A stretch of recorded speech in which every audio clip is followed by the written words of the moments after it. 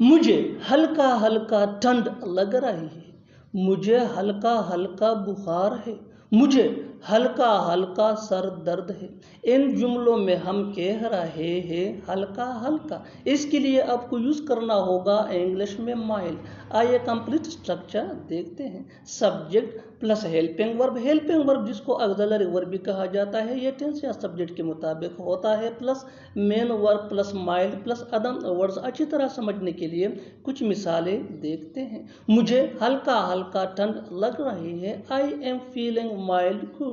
I am feeling mild cool. मुझे हल्का हल्का बुखार है। I have mild fever.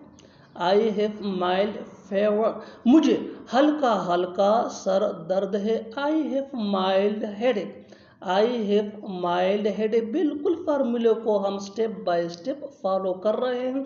आप भी इस फार्मूले के बेस पे ऐसे जुमले सीख सकते हैं अंग्रेजी जुबान में आसानी से। That can be really helpful for you. उसे हल्का हल्का कमर दर्द है। He has mild बैकएक। He has mild back. एक और आखिर में ये सेंटेंस आपके लिए कमेंट सेशन में इसका जवाब ज़रूर देना। मुझे हल्का हल्का दांत दर्द है। मुझे हल्का हल्का दांत दर्द है। Subscribe to English page for more advance English sentence structure. Thanks मन।